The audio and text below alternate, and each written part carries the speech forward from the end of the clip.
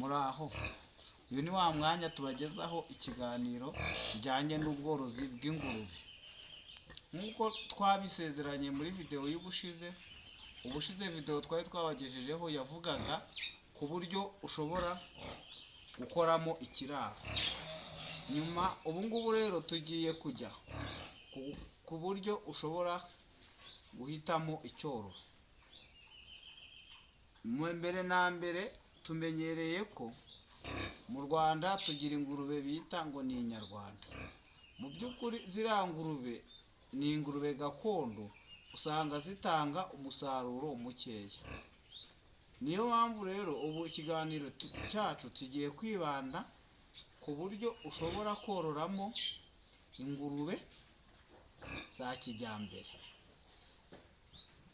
Muri izo ngurube za kijyambere rero nazo zibamo ibyiciro bitatu.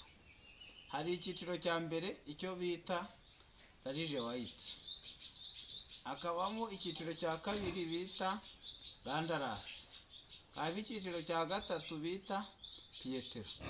Muri ubwo bwoko bw'izo ngurube zose rero uko ari butatu, biba byiza cyane iyo mu cyororo cyawe igihe cyose ugiye guhitamo icyororo ukozemo gutoranya, ukaba ushobora nko kuba wavuga uti ugafata ibyo bita kuruwaze ugahuza Landrace na Pietro, cyangwa se ugahuza Large White na Pietro. Kuko ikintu cya mbere ibyo bigufasha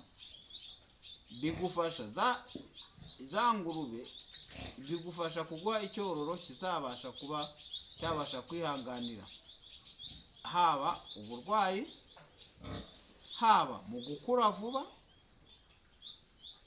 Nk'urugero, Pietro ni ingurube ikura vuba cyane ariko igatanga ibyana bikeya. Landrace ni ingurube itanga umusaruro munini mwinshi, ibyana byinshi, ariko kubyibuha ntago ibyibuha cyane ugereranije na Pietro.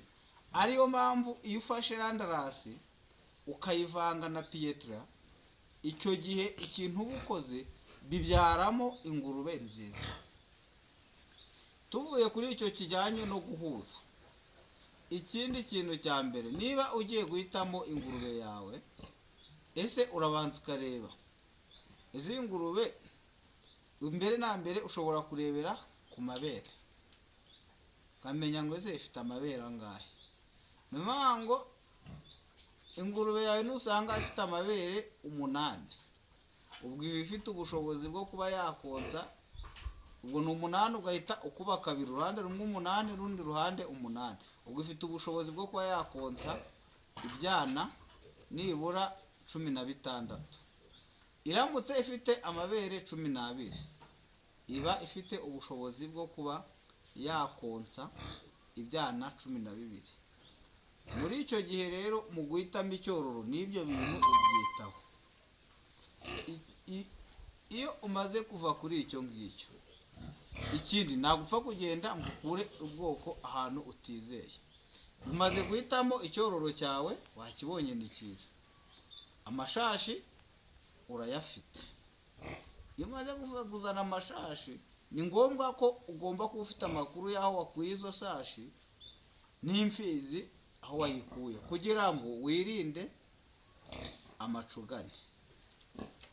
Icyo kintu muvandimwe mworozi uzacyiteho, ko ni ingenzi kandi ni ingirakamaro. Ku byo guhitamo icyororo ndumva twaba tugarukirije aho. Ubutaha tukazarebera hamwe ibijyanye noneho ingurube zacu, icyororo twakibonye, zageze mu kiraro, ni iki dusabwa gukora. Ndabashimira, murakoze, mukore like, mukore share na subscribe, ni inkunga ikomeye. Mwari kumwe nanjye nk'uko bisanzwe iteka, Asina Paul n'ubundi niwe wabagezagaho iki kiganiro. Murakoze, tuzakomeza indi minsi itaha. Mukomeze mushishikarize bagenzi banyu kureba. Ufite ikibazo yandike muri komenti, tuzagisubiza ubutaha. Murakoze.